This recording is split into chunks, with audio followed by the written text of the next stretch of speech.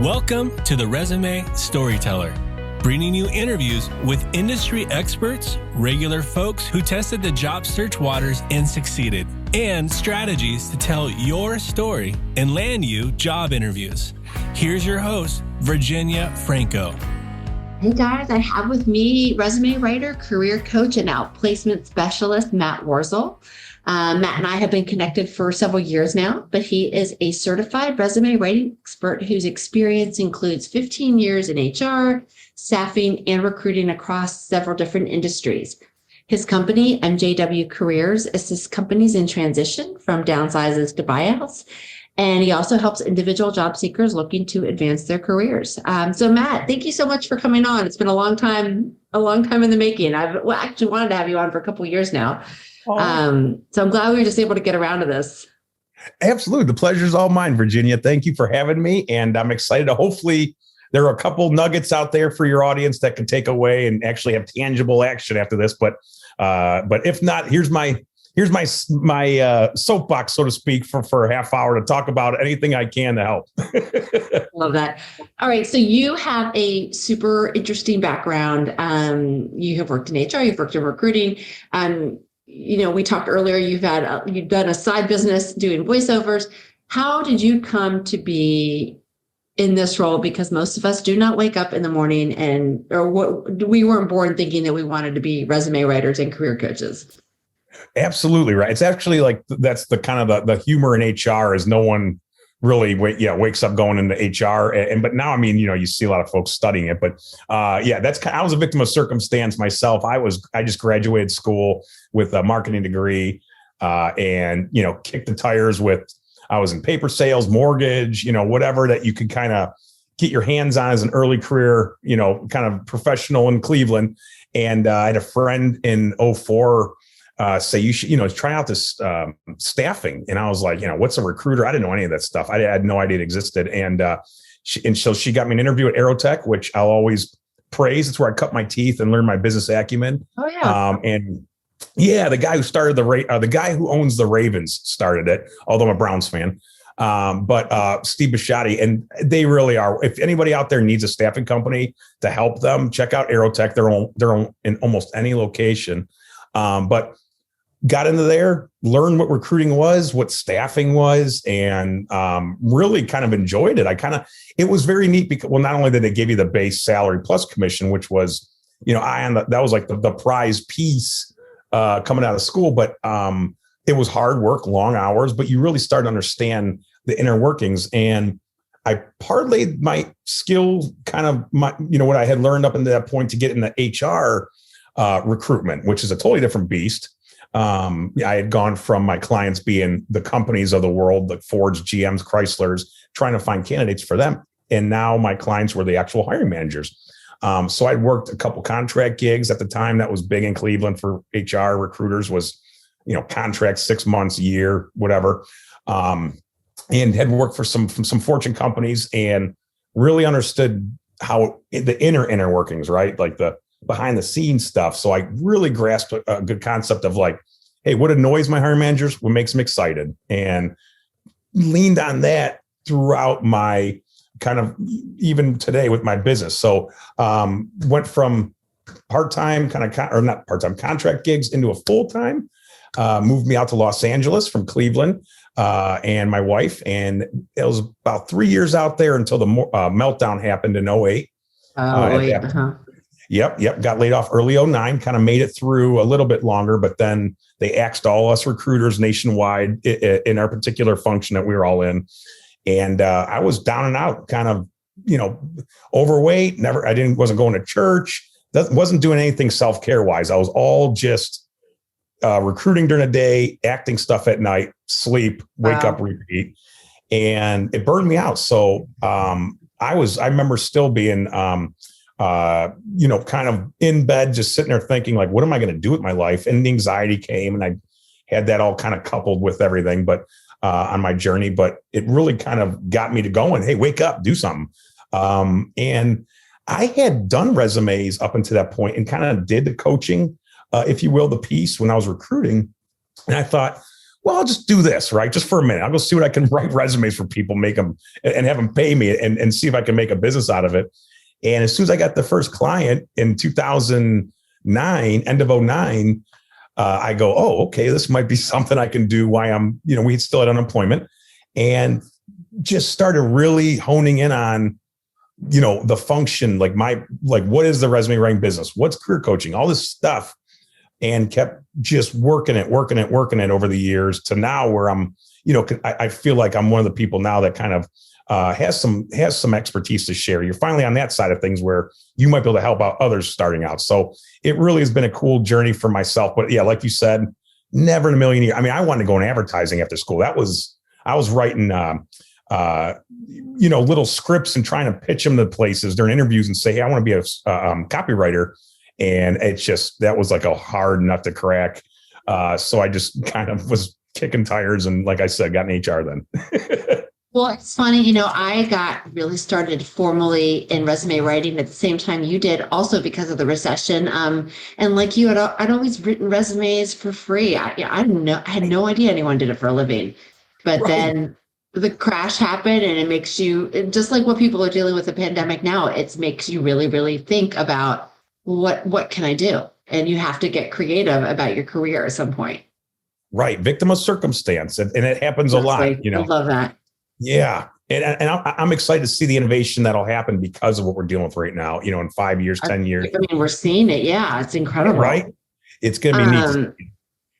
So, all right. So you have worked with people for years and years now, that are looking to make a career change or maybe job hunting after the first time in a long time. Are there sort of a couple of one or two major challenges that are sort of commonplace that you see with the people that you're working with? I do. I think the main one right now is just the talent pool itself. Everyone hears the war on talent, and it makes sense because there's a lot of good bodies on the bench right now. And so you are competing with more people and a lot of people that are really qualified, right? Really good at what they did. So I think that's the first big challenge, is getting over the hump of, hey, why not me? And what do I got to do to upskill, fill in gaps of where I'm missing things or certifications or whatever to kind of get going on their journey. And it doesn't have to be something like a new industry type stuff. Career change can just be something like, new company, right? A lateral move or maybe a succession type move. But I'm finding that, they're beat up. A lot of my clients, they come to me just beat up. And I think this great resignation, reshuffle, whatever you want to call it, woke a lot of people up to say, hey, I never liked my boss. So now I'm ready to jump ship because it seems like people are doing this and I'm kind of going on the bandwagon. And it seems like maybe if I have some financial backing I can live off of for a little while, I try to dip my toes in something new. Why not? So I think a lot of, again, there's people doing it and why not me? And then B, the accessibility of like, hey, I can do something like this. I got a computer. I can network. I can make things happen for myself. But as far as challenges though, the flood of talent. And then I also think lack of direction, like not like where to start. Like any company, you got to figure out day 1, day 5, day 10. And so I always preach to my clients, like, don't make this big, mountaintop you're trying to climb right away. Just start chipping away, planting seeds, and then letting things come to fruition. But if you're active, engaged, and doing something every day, it will become a numbers game. You will see some success coming down the pipe, but it can't be overnight either. It's not. And I think a lot of people they're victims of circumstance, and they know they want to change and they don't know where they want to go. And when you're competing, there are a lot, as you said, there are a lot of bodies on the bench, and especially as the roles get more senior, there's less roles out there, right? It's just the nature of the career pyramid. And so, even though there are more opportunities than maybe there are during the season of layoffs, because there's so many more people at it, the competition is deeper than ever. And so that clarity and that sense of direction is so important. It is. Because if you want someone to help you, you got to know what you want to do. You can't ask a recruiter. Exactly right. do the work for you. Exactly. Well, is there something that you have found that people are just really surprised by when they are testing the job search waters? That's kind of one of those questions where I'm like, okay, first, I think they're surprised. And from my perspective, first, they're surprised that I exist. People like me exist. I think a lot of people, right? They're kind of like coming out of the woodwork going, I'm going to do this. Oh, there's a resume writer. Oh, recruiters. Yep. That's so true. From that perspective where I see, but then I think it's like there's so many different personalities I deal with that every surprise is like a little different. But I'll just say, like, I got, one instance. Should I be on LinkedIn? This person's asking me. I had a client or prospect this week.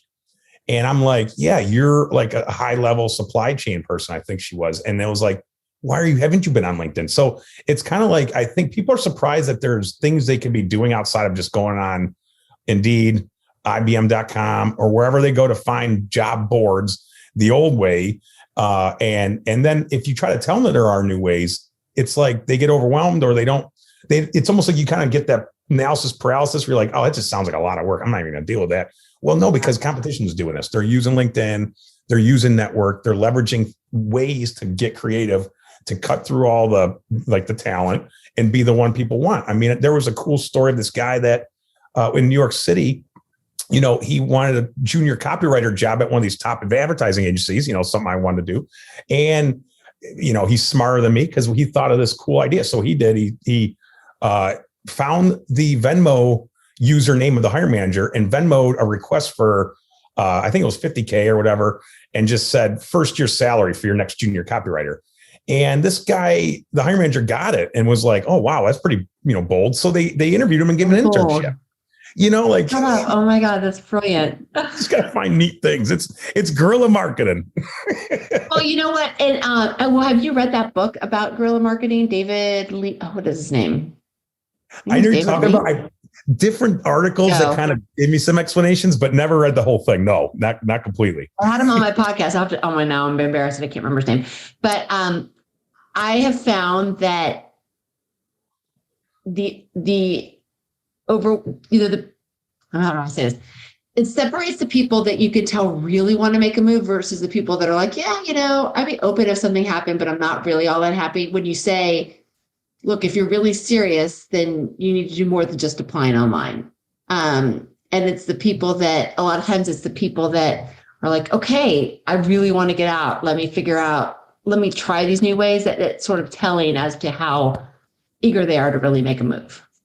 Right. And it's the idea that they don't want clock watchers. They want people that they don't want. I mean, obviously everyone with the work-life balance becoming more glaring and things like that. Yeah. But I feel like, they don't want clock watchers. They want people that are going to go to work and try to implement improvements and continue adding benefits, whether it's change management or again, process improvements, whatever it is that will alter and redirect companies towards the positives. And if they can find enough talent that actually wants to be there doing these things, that's their goal. So how do you do it? Well, you find people on LinkedIn that might be sharing insight that relates to this stuff that you're doing and shows that passion and eagerness. And you're like, okay, this person here, unemployed, maybe we should give them a shot. Look how active they are in this community. It's surprised they don't even have a role. You want to get to that point where it's almost like, you're dumb not to interview me, Mr. Manager, Mrs. Manager. Yeah. I'm passionate about this work and I'm always striving at this type of stuff. And I think that's kind of the purple squirrels. People want to grab people that can shift right into the role. And not only that, they're going to want to make a big change in that role and make an impact. So, and it's hard to find that because you get a lot of clock watchers and they're just there to, kind of just to get the check. So, I get it completely with that. No, I agree. And you're right. And their activity on LinkedIn is a differentiator because usually when people do find out about when hiring managers do come across someone even in a traditional way, they are going to look at them on LinkedIn to see what they're doing that's different. Absolutely right.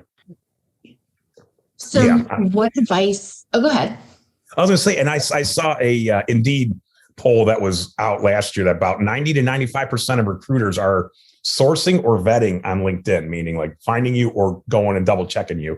So like you just said, it's another checkbox. It's another box to check while they're vetting someone. I know. I agree.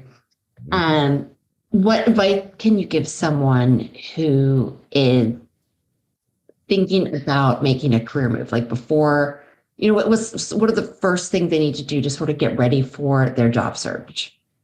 Okay, this is good. So I always write this on Andrew Siemens' posts when he has something similar to this. I always say my clients need to internalize, visualize, realize. So you're gonna take what your life, your professional, and you're gonna start putting in buckets, right? You're gonna put out a bucket of what passions do you have in life, a bucket of what you're good at, and then try to find a third bucket of what's the most logical combining those things. And even if you're not good at it, say like you're passionate about screenwriting, but you never really did it. Now you got to talk about filling in those gaps, upskilling, getting in tune with what it takes to be a screenwriter or whatever you want to do. So I think that's the first and foremost is don't research stuff yet. First, talk to yourself and identify you, or ask your spouse or friends to figure out what you're good at and try to really hone in on how you can make that, how you can get someone to open up their checkbook and pay you to do that stuff. And that's the key, right? That's the tricky thing, is having someone pay you to do something you're interested in. Right. And doing that, you have to offer value. You got to be someone who's going to give them, there's no choice. They have to use you for your knowledge or services. And to get there, after you do internalize this stuff and start figuring out just what it is that might seem logical, or the next step after you start, to kind of kick you off, then you want to start the research, figuring out how to plug those holes with skills, what accreditations or certifications, all that kind of stuff will start to play in. And if you stick to a calendar, you stick to a thing a day that you're going to do, regardless if you got kids and all this stuff happening, we're all busy, but there's going to be an hour every day that you're going to do something towards it.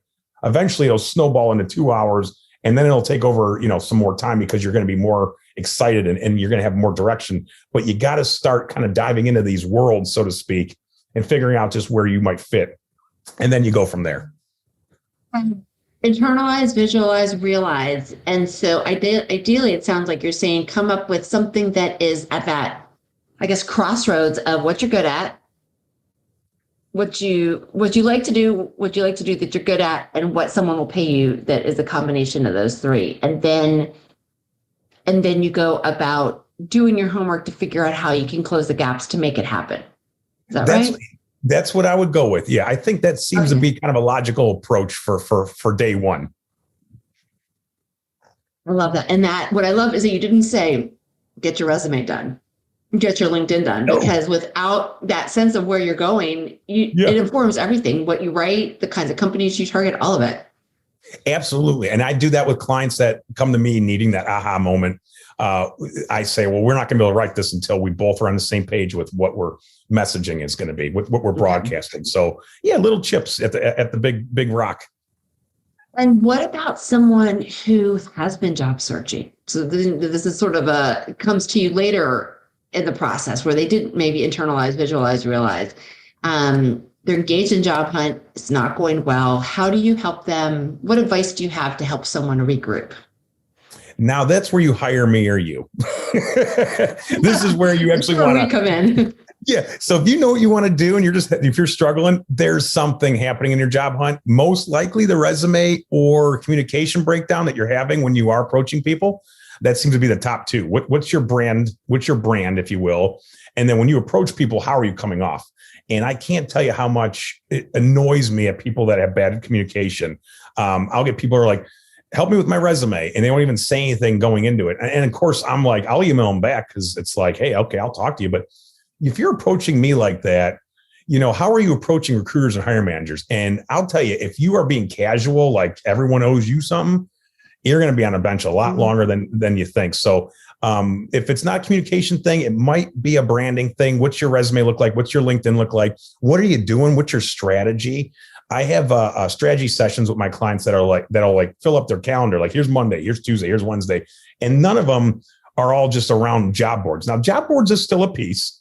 And plus, it's a way to get in the pipeline for recruiters. So I always will recommend still applying online, because you want to be in the applicant tracking systems of companies you actually want to work at. And but there's so much more you can be doing. And so if you're just, applying for a couple hours, closing the laptop up and waiting, and then you're pounding your head after a couple of weeks, yeah, you got to just be the right place, right time for that to pop. Because a lot of times, Right. you know what I mean? Like that does happen. Don't get me wrong, but it's the right time, right place for that kind of The stuff. numbers aren't in your favor. Yeah, exactly. Yeah. And I agree with you that what's your brand, how are you coming off is so important. And I find a lot of times also that, someone will come to me and say, in interviews, this isn't happening, or I'm not getting to the final rounds. And then I say, well, if you're getting interviews, then maybe it's not your resume. It's Right. how you're coming off face to face or in Zoom or whatever. It's a communication breakdown that's happening after the resume.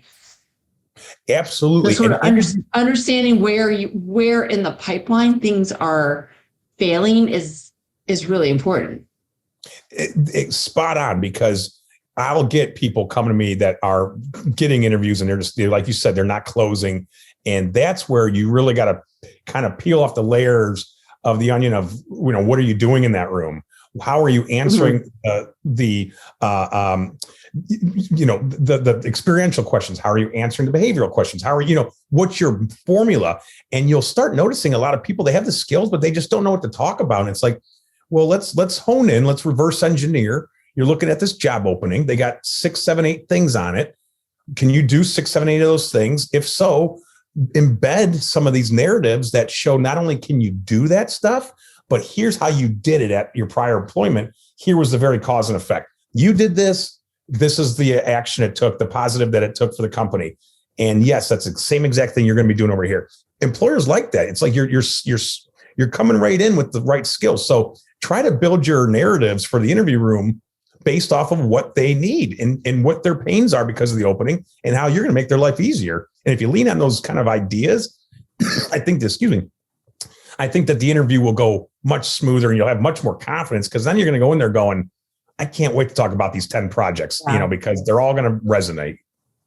And the job description often it clues you in as to what the narratives need to be around, what the requirements are. And you pepper them in your resume. You have stories for your interviews. It's like a roadmap. Exactly. It's gold. It's the recruiters like me that were marketing majors who have to hire technical product managers. I don't know technical product manager day-to-day stuff. I don't do that work. I just know from a macro level what I got to do to find someone that might be able to do that work. And so when you're going through this hiring process, you got to cater not only to the robots up front now, that's a whole thing, but you got to cater to, you got to cater to the sourcers that they don't have a clue what you're doing, but they just have a general gist of what they need to get done. So they're effective in their sourcing practices. And then, the recruiter and then the hiring manager. So yeah, you got to kind of understand that, there's multiple personalities in this and you got to just make it easy for them, because this is job 1 of 50 that hiring managers are the HR is responsible for. The hiring manager wants to get it off the book so they can go back to operation work. They hate hiring. And so they're like, okay. Yeah, I know. It's literally their side job. Exactly. Yeah. And it's an unnecessary evil. Like I remember it'd be 4:00 and I go in those rooms and they're just burned out from the day. And they're like, let's get through this. And it's like, okay, well, this is a little important, but I get it. That's the last thing I want to do is have someone have an opening. Yeah, no, because they're left holding the bag, likely doing the work. Right. And having to figure out people to move around and that whole thing. It's like, yeah, be the one. And they want you to be. If they get you an interview, that company wants you to be the right person. So don't take interviews lightly. No, that's so true. And they've invested a lot of time already to get to the point where they brought you in. Right. And then if you actually make it through, get hired and get trained and stick around a while, that's a success story, because that's what they're worried about is you're going to jump ship after 6 months. Yeah. Good point. So pivoting a little bit, I'm sure you work with people that, especially during this mass reshuffling, whatever you want to call it, they know they want to do something different, but they have, lots of different skills. Their talents are diverse and they are sort of open to exploring lots of different opportunities. What are your thoughts on how to help someone that is job searching with that mindset? And, tell me about the challenges in writing their resumes, writing their LinkedIn profiles, and their job search when they can go, when they want to explore lots of different roles? That's a great question. And I get that quite a bit. So first and foremost, the Jack and Jills of all trades is not something to lean on right now. Having said that, if you're going to be targeting, let's say, mom and pop shops that need an operations manager that can do supply chain and do some billing and do some staffing and all this kind of stuff, that might be a sound spot to look for opportunities. But if you are someone that's like, well, I love project management, but I also love technical writing, and I've been dabbling with data analyst stuff. Cool. That all kind of relates. And you see a lot of folks that are analysts that turn into PMs or whatever. But in my mind, if I'm a hiring manager, I don't want someone who's so scatterbrained and have multiple kind of focus, because I'm going to put them in this particular role. It's just data analyst. I don't want them worried about project management work. Are they going to leave and go try to do PM work? So don't make sure the messaging is not mucky in your resume. Get it honed down. The more niche, the more quality leads you'll have for interviews and opportunities. The wider net you cast, the more bad kind of stuff's going to come in that you're not going to want to do. I was going to say the C word, the gunk. And so it's like, make it easy for yourself. Have a couple resumes, have one for PM, have one for technical writing, have one for data analyst, have them in different parts of your computer where you know exactly where you're going to submit them when you are, or sending them to recruiters, what have you. But know that if you are absolutely not sold on any particular one function, then maybe try to make a move, like I said, into something that's a little bit more small that can use someone with multiple hats. Having said that, I hadn't thought about that mom and pop shop option. Yeah. What about, and you're right, it is, you can write 5 different resumes, but what about LinkedIn? It's hard to write for different focuses with that. This is one of those ones where I love to hear your insight too, because I get this a lot. And my thought is, I always say, go with the role you really want and keep it like that on LinkedIn.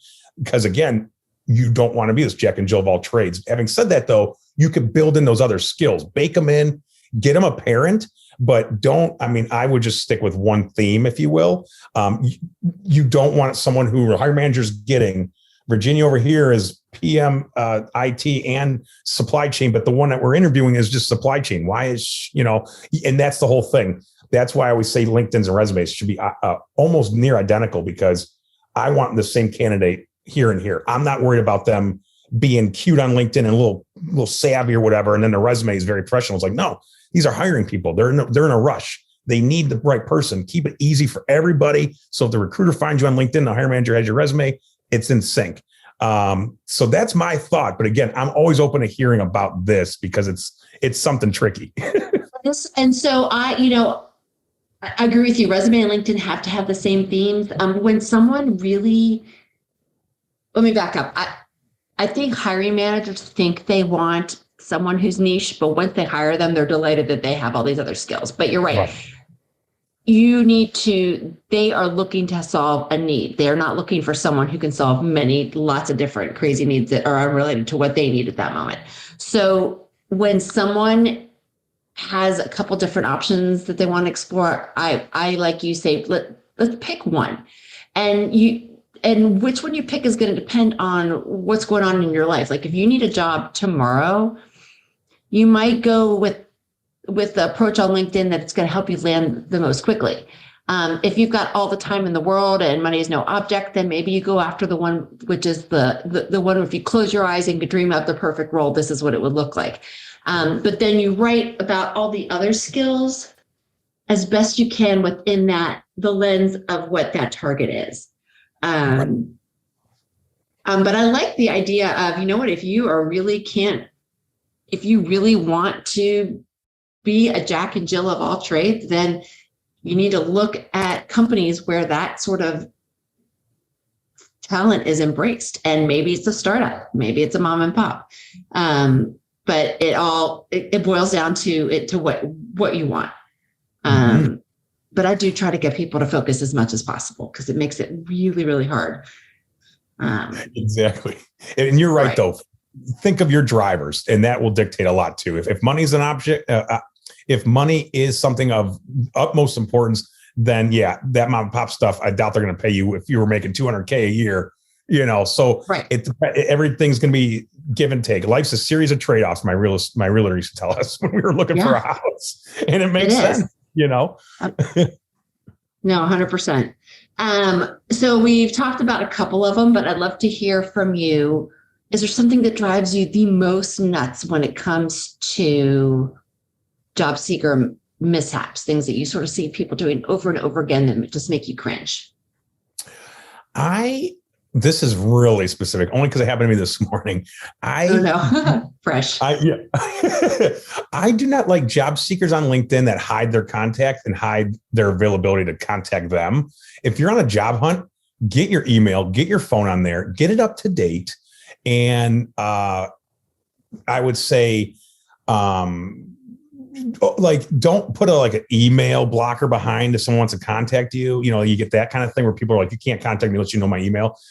All these little security things that might have been fine when you were working. If you're a new job seeker or fresh on the hunt, you need to be available for recruiters. Yeah, no, I agree. I agree with that. Yeah. I know people in information security, they go nuts with this stuff. And I get what in the world that they've come in from, they've seen a lot of bad, scary things. So I don't negate that. But if you are super concerned with your privacy, then create an email just for the purposes of this job search and slap it on there. Perfect. And make it, I try to put the contact information in addition to in the contact section. I put it right there in the about section. I want to make it as easy as possible for a hiring manager to find me. And if that means saving one click, then I'll do it. You can even come up, you can do a free phone number on Google if you want to have both. And it can forward to your phone. No one's the wiser, but it protects your privacy, but also makes you accessible. But exactly. Make it easy.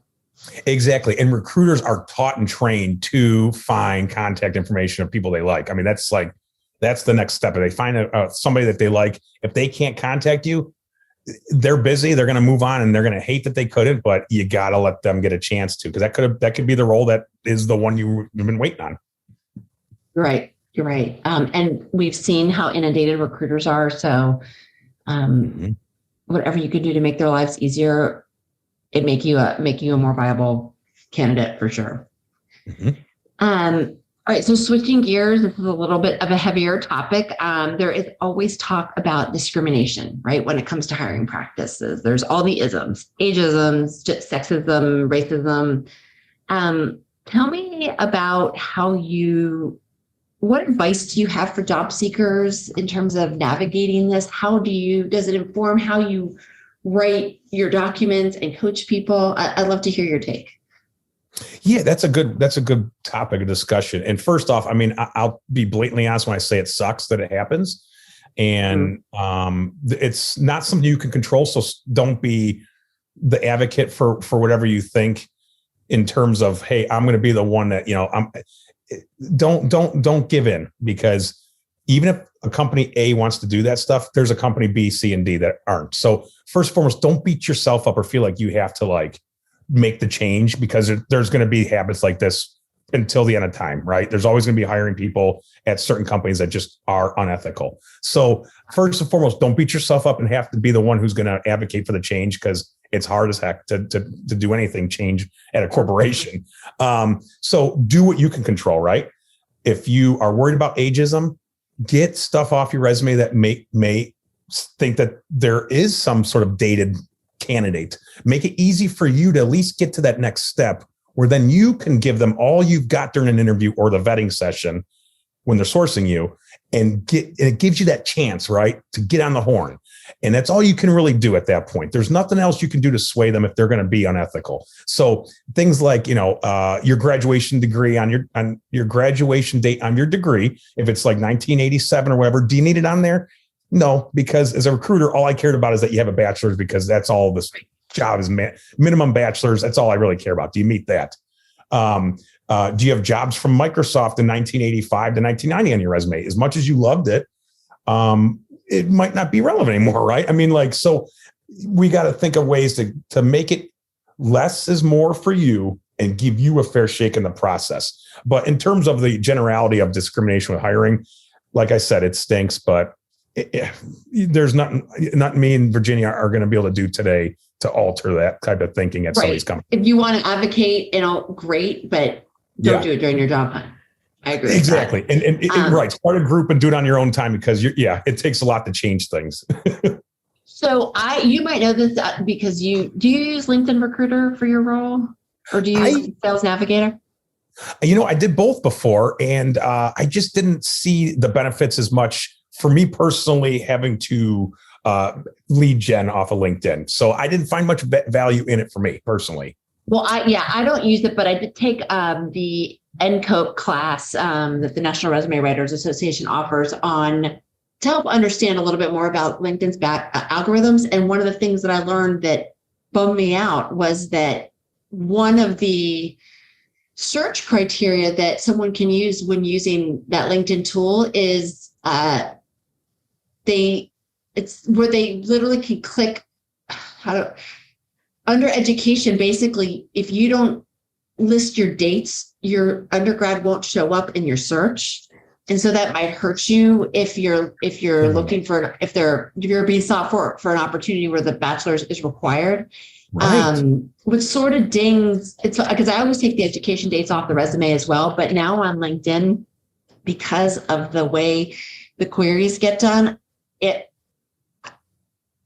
I look at the opportunities, and if it looks like a bachelor's degree is going to be a deal breaker, then I will say, go ahead and put the date on there. It's way down at the bottom of your LinkedIn anyway. So hopefully by the time the person's interested, they've mitigated the job discrimination, or the age discrimination is sort of in the back of their heads at that point versus in the front, and you don't have to worry about it. But I hate for someone not to be found because they removed the dates from their education on LinkedIn.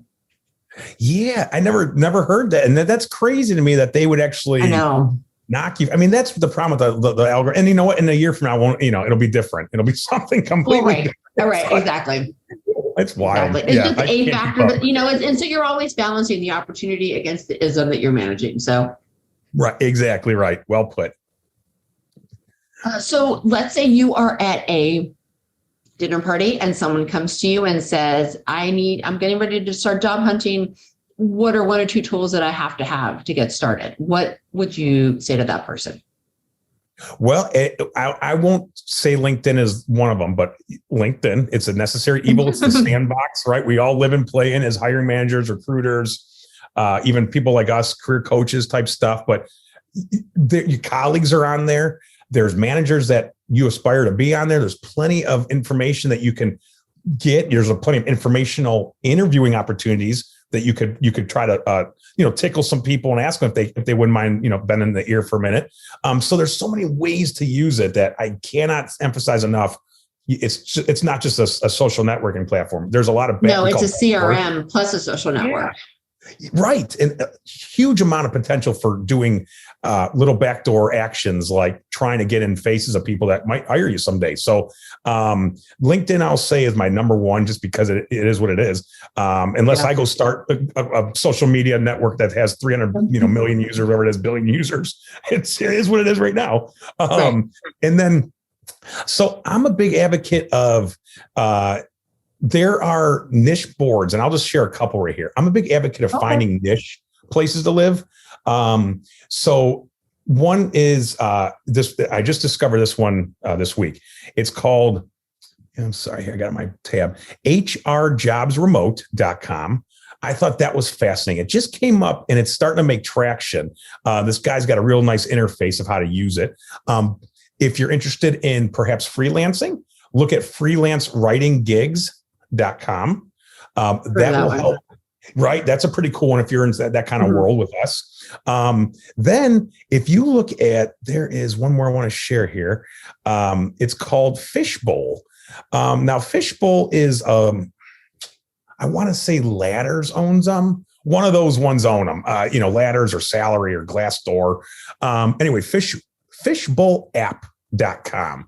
This is where you can remain anonymous and share tips as well as gain insight into whatever profession you're in.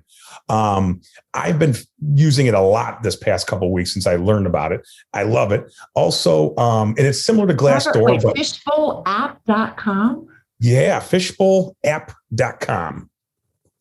And it's kind of like it's kind of like the oh gosh, I'm having a brain freeze, but so it's essentially like a social platform, but again, you remain anonymous. So like a Glassdoor where you can kind of vent a little bit about companies, right? And I like fairygodmother.com. Yeah. Big proponent of that one. And I think that's pretty much it for today, I would say. But yeah, there's plenty of things. Like I said, the more niche, if there's resource boards, like go on Quora.com, search some stuff that relates to what you do, and you'll get threads of conversation. It's great. It's like the Reddit of the world, but it's you know, I like it a little bit better than Reddit. It's a little easier to navigate. Yeah. So just be active in the communities where your world lives and exists. If you're a like I said, screenwriter, go find screenwriting groups. Go hang out with other screenwriters wherever they are online. That will boost you more than just jumping on the general boards. I am running to fishbowlapp.com. It's cool. great. It's neat. Yeah. Thank you so much. All right. So you have, I know you work with all sorts of writers. You're super busy. Tell me about what is on your plate for 2022. This year, I am actually working on my automation more, trying to get my business to kind of work in the background with a lot of administrative stuff. I'm opening my recruitment arm. I'm in the process of it again. I had closed it back in 2012, 2013-ish. I'm getting that kind of reinstated so I can help some of the folks in my pipeline. And then personally, I'm starting real estate investment this year. So I'm kind of excited about getting in there. I'm already taking classes and talking to friends. So I'm almost there for property one, maybe a couple months out, but it's coming. So I'm excited about that. That's exciting. So if people want to follow you, want to work with you, I have your YouTube channel, MJW Careers, your LinkedIn, MJW Careers, and your website, MJW Careers. Are those the best places to connect with you, or are there others as well? Yeah. So I would say if you visit jobstickers.com, that is my blog. It's like pot stickers, but job stickers. And that embeds right in my MJW homepage. So, or on the website. So if you check that out, you'll see my daily posts as well as my services within that page. And then on LinkedIn, if they want to just search MJW Careers or Matt Warzel on LinkedIn, you'll find me. And I'm pretty active on there too. So Matt, thank you so much for joining me. Oh, it's a pleasure again. Thank you, Virginia. I loved speaking with you today. You've been listening to The Resume Storyteller with Virginia Franco. To learn more about storytelling strategies to catch the eye of today's online skim hiring and decision makers, please visit www.virginiafrancoresumes.com.